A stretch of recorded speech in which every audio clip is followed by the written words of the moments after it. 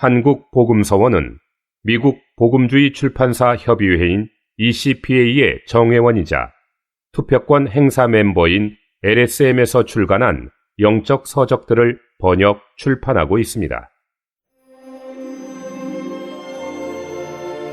질문과 답변. 주님을 먹고 마시거나 누리고 싶지 않을 때 어떻게 해야 합니까? 두 가지 해결책이 있습니다. 첫째로, 우리는 강제로 자신을 밀어내어 주님을 먹고 마셔야 합니다.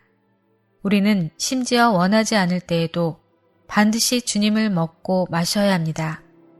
억지로라도 자신을 밀어내어 주님을 먹고 마시면 잠시 후 부정적인 느낌이 사라질 것입니다. 둘째로, 우리가 오랫동안 주님을 먹고 마실 수 없다면 영적인 의사를 찾아가야 합니다. 주님께서 우리의 영적인 의사이시고 교회도 마찬가지입니다. 우리가 교회에 올 때 주님은 성도들을 통해 우리에게 우리의 질병에 대해 말씀하실 것입니다. 성도들은 우리를 위해 기도함으로써 우리에게 약을 처방해주고 우리를 강화하고 공급합니다. 그러므로 그리스도인들은 오랫동안 약해져 있을 이유가 없습니다. 그리스도인들은 반드시 항상 정상적으로 주님을 먹고 마셔야 합니다. 우리가 처한 환경을 이해할 수 없을 때 어떻게 해야 합니까? 그리스도인들은 두 종류의 환경에 봉착하게 됩니다. 첫 번째 종류의 환경은 우리가 하나님의 명령에 순종하고 이를 수행할 때 사탄이 일으키는 장애물입니다. 우리는 믿음으로 이러한 환경을 반드시 이겨내야 합니다. 그러나 사탄을 처리하는 데 있어서 우리의 육체를 사용해서는 안 됩니다. 두 번째 종류의 환경은 하나님에게서 오는 시험입니다. 우리는 주님께서 우리에게 주시는 환경을 이겨낼 것으로 기대하지 말고 그보다 그 환경을 받아들이고 그 안에서 공과를 배워야 합니다. 어떤 환경이 사탄의 공격인지 하나님께서 허락하신 시험인지를 믿는 이들이 분간하기가 어렵기 때문에 우리는 더 많이 기도하고 또한 우리의 동료 지체들과 함께 기도해야 합니다. 우리는 환경이 사탄의 공격이라면 이를 해결하여 주시고 주님에게서 온 시험이라면 우리를 강화해 주시라고 주님께 구할 수 있습니다. 주님께서 우리가 배우기를 원하시는 공과는 각 환경마다 다 다릅니다. 우리가 기도를 통해 어떤 환경이 사탄에 속한 것임을 분명히 알았다면 그 환경이 해결될 때까지 기도해야 합니다. 어떤 것이 하나님에게서 나온 것이고 어떤 것이 사탄에게서 온 장애물인지를 어떻게 분간합니까? 이해할 수 없는 상황에 직면할 때 우리는 먼저 기다리고 아무것도 하지 말아야 합니다. 우리는 결코 다 포기한다거나 모든 것을 받아들이겠다는 식의 태도를 가져서는 안 됩니다. 우리는 최선을 다해 문제를 피해야 합니다.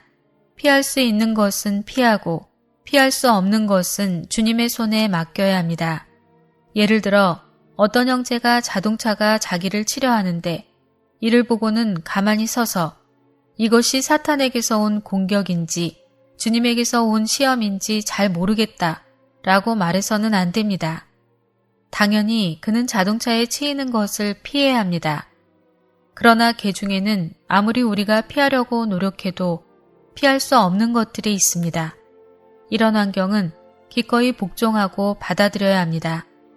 피할 수 있는 문제를 기꺼이 받는 것은 잘못된 것이지만 주님에게서 온 것들은 감사함으로 받고 그 일들에서 공과를 배워야 합니다.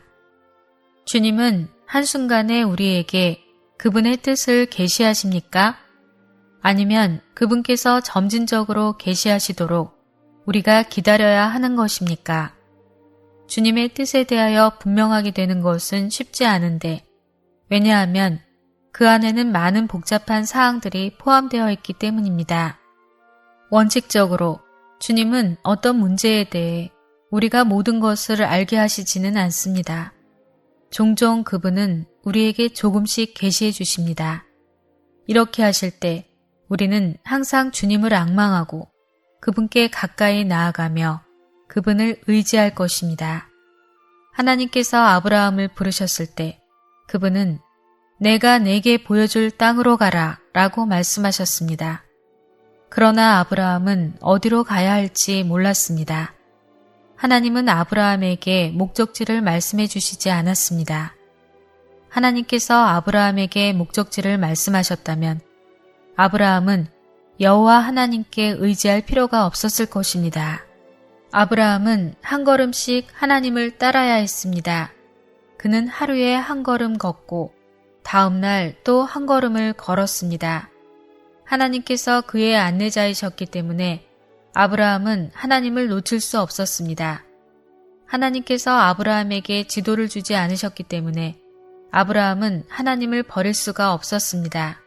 주님은 우리가 그분의 뜻을 이해하기를 원하시지만 우리는 종종 우리 안에 섞인 것들로 인해 빗나가게 됩니다.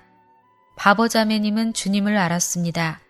자매님은 주님을 알기 위해 추구해야 하는 100마일의 여정이 있다고 할 때 여러분이 자신을 완전히 버리지 않았다면 여러분은 그 여정의 10%에 있는 것입니다.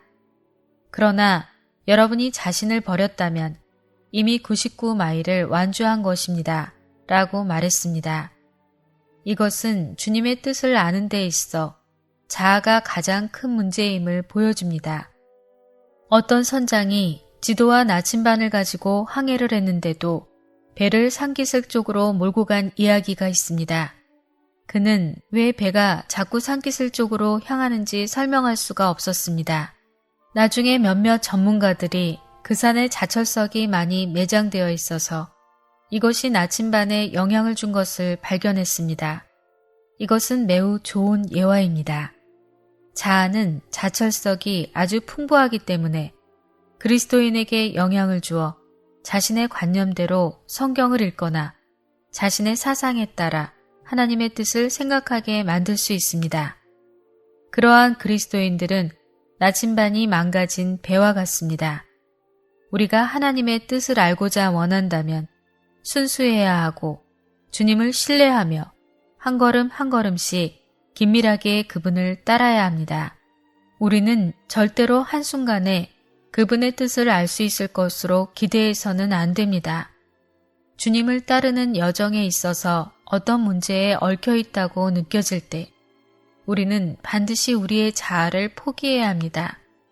그러나 우리는 지나치게 분석해서는 안 됩니다. 우리가 주님과 교통하고 십자가를 받아들인다면 분석할 필요가 없습니다.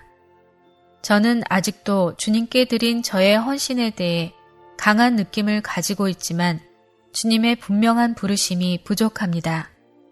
그런데도 제가 모든 것을 버리고 주님께서 쓰시도록 모든 것을 내드려야 할까요? 주님께서 쓰시도록 우리 자신을 주님께 헌신하는 것은 모든 것을 버리고 복음 전하는 사람이 되어야 한다는 뜻이 아닙니다. 우리는 주님께서 우리 안에서 사시고 우리를 통과하시도록 우리 자신을 헌신합니다. 그러한 헌신에는 우리 자신을 완전히 내드리는 것이 요구됩니다. 헌신은 우리에게 달렸지만 헌신한 후에 우리가 무엇을 할지는 우리에게 달려있지 않습니다. 많은 믿는 이의 문제점은 그들이 아예 자신을 헌신하지 않거나 아니면 헌신한 이후에 어떻게 자신을 사용해야 하는지에 대해 주님을 가르치려 한다는 점입니다. 주님은 우리가 우리 자신을 헌신하기 원하시지만 우리가 그분을 지시하는 것은 원하시지 않습니다.